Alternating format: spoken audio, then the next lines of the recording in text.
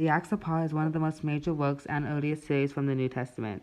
Apocrypha are also known as Apocryphal Acts. An approximate date given to the Acts of Paul is 160 CE. The Acts were first mentioned by Tertullian.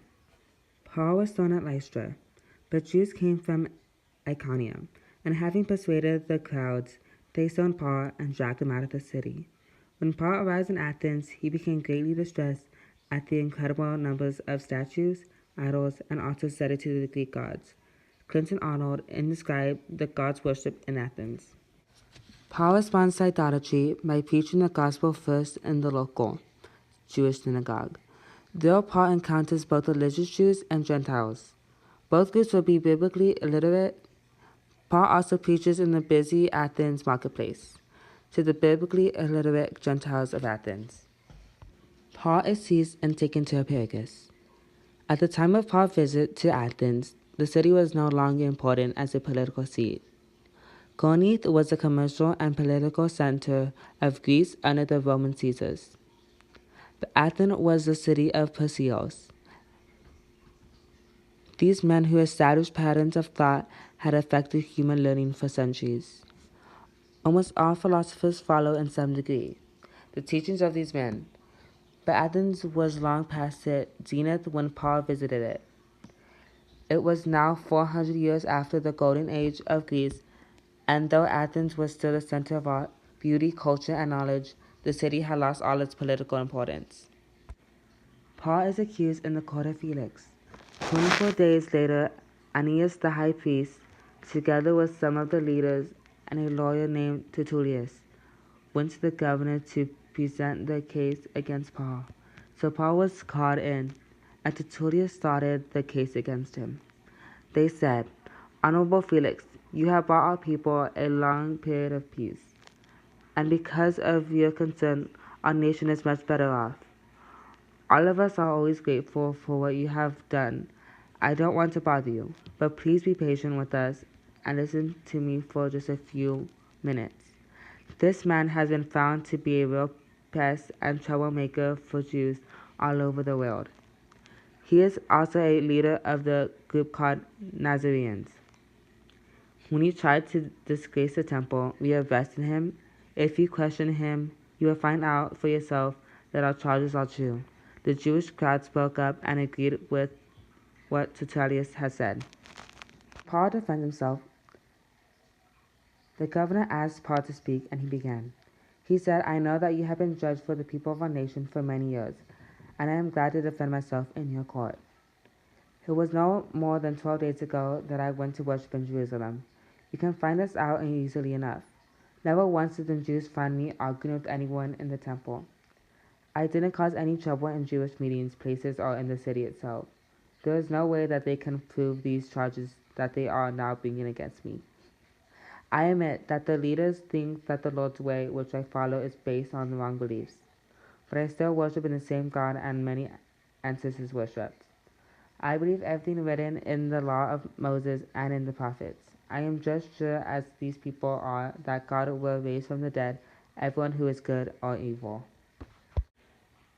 And because I am sure, I try my best to have a clear conscience in whatever I do for God or for people.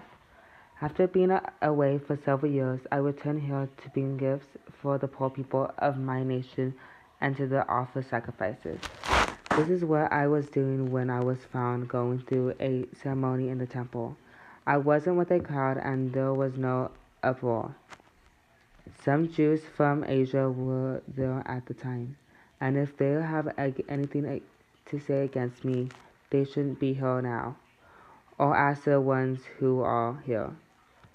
They can tell you that they didn't find anything of myself when I was tried of being my own counsel. The only charge they can bring against me is when I shouted out in court when I said, I am only on trial today because I believe that the dead will be raised to life. Felix knew a lot about the Lord's way, but he brought the trial to an end and said, I will make my decision after Lysias, the commander, arrives. He then ordered the army officer to keep Paul under guard, but not to lock him up or to stop his friends from helping him. Paul is kept under guard. Several days later, Felix and his wife Drusilla, who was Jewish, went to the place where Paul was kept under guard. They sent Paul and listened while he spoke to them about having faith in Jesus Christ. But Felix was frightened when Paul started talking to them about doing right and self-control, and about the coming judgment. So he said to Paul, "That's enough for now. You may go, but when I have time I will send for you." After this, Felix often sent for Paul and talked with him, because he hoped that Paul would offer him a bribe.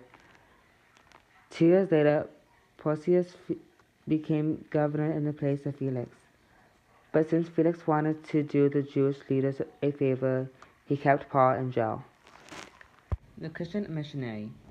The definition is claims to summarize the Acts of Jesus ministry, which is taken as a model motivation for all ministries.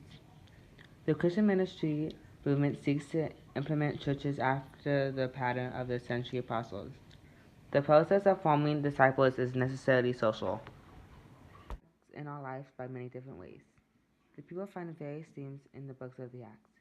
It can be helpful by just to focus on 3. Theme 1. Jesus Christ actively guides his church.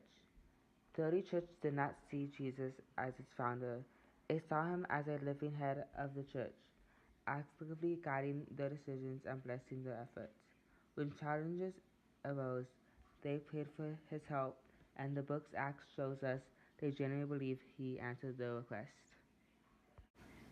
Theme 2. God chosen people. The church that began on Pentecost in Acts 2 was an entirely Jewish church, but the church that was strong and stable at the end of the book of Acts is made up of Jews and Gentiles alike, with Gentiles fulfilling many of their important responsibilities. Theme 3. The example of first century Christianity. Other professing Christians believe that while Christians must be able to address new challenges, the truth and the way of life taught by Jesus and his disciples are applicable across time and teach us how to love both God and our neighbor today.